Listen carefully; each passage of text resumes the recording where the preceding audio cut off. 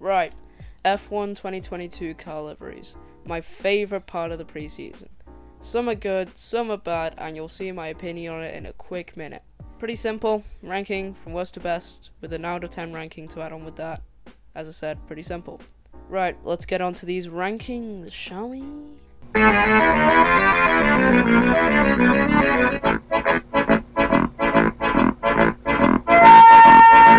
Okay, let's get the elephant out of the room. Of course, it's the Alfa Romeo that hasn't been released yet, and I might not wait until the 27th of February to record this video. So yeah, here it is. It's either good or bad. Rating here. Done. Okay, on to the real ratings now.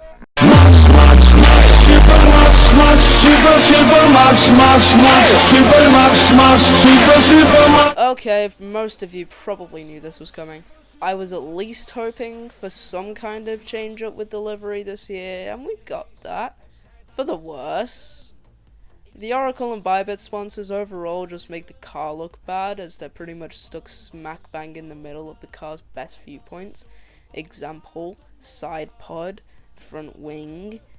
Yeah, it's just pretty bad, isn't it?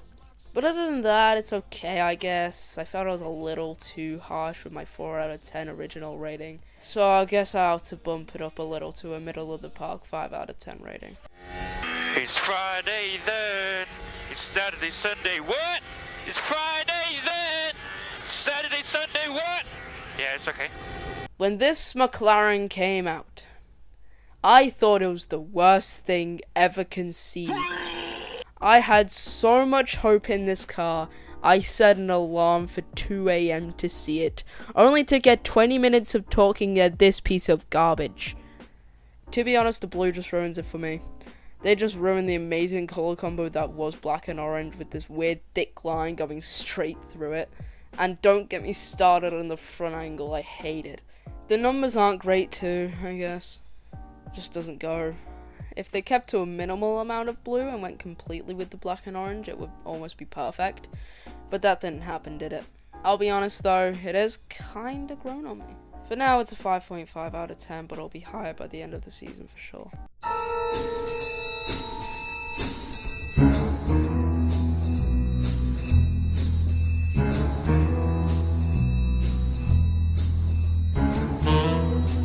I'll say it right here, right now, they put too much pink on it. Don't get me wrong, the renders are decent enough for a 7.5 even, and the blue goes surprisingly well with the pink. But on the track, nah, it's a hard pass. The wing shouldn't be pink, and the BWT sponsor is way too big for the space it's being put into. Also, the French flag shouldn't be there, and the Mapfre sponsor is out of place with the red colour around it. I don't know what to put this as. 6.5 out of 10. Ha! You thought I wouldn't do the second livery! Well, yeah, it's just a racing point, innit? Same score, rigged edges don't do it for me.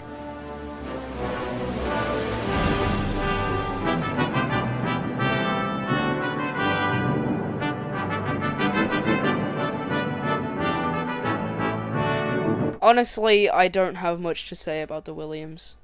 It's just there, isn't it? The red is meh, and the pattern is sorta good, I guess. To be honest, I don't mind it. It's a solid 7 out of 10. America, America, America, yeah! Well, you were wondering where this was. It's the house. Hey, stop doing that. Stop.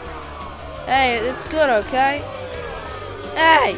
People think this is dull, but I think it's actually half decent. The renders were pretty awful, enough to beat the Red Bull as the worst car. But on track, it's a shining light compared to the Red Bull. The red and blue go very well with the white, and the Haas logo is perfectly cut. Although its imperfections, it just beats the Williams, and I mean just beats the Williams to middle spot with a 7.25 out of 10. I have the wrong tyre on, man.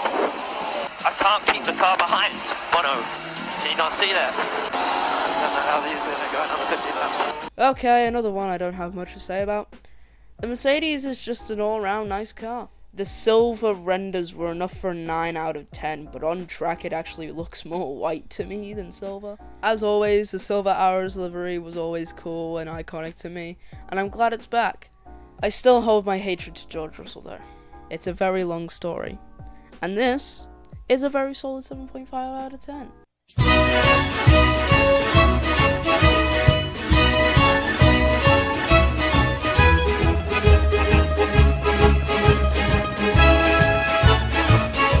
into the podium positions with the AlphaTauri.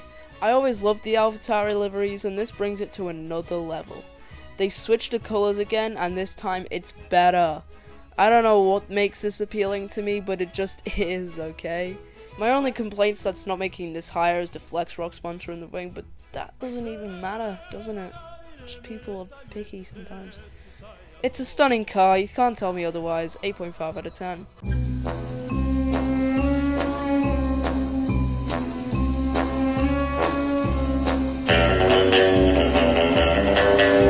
Okay, we can all agree this Aston Martin just bangs, doesn't it? The British Racing Green goes perfectly with the AMR lime stripe across the bottom of the car and the little lip thing at the top.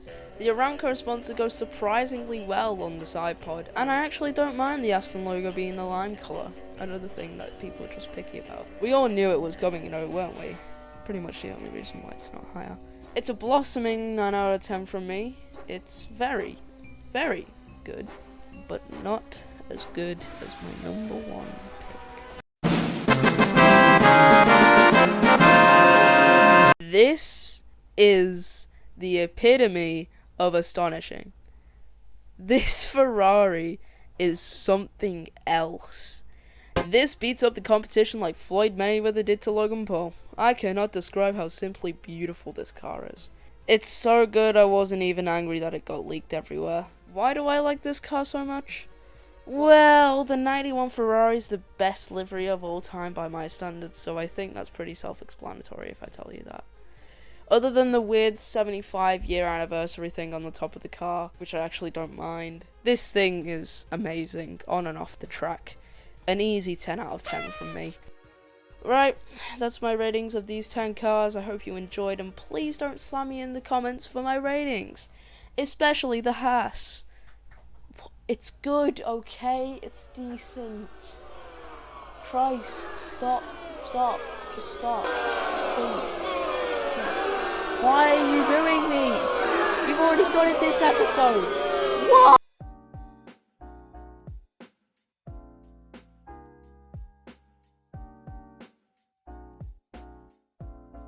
I just think it's weird when you're like boasting something and you shake your head instead of nod your head.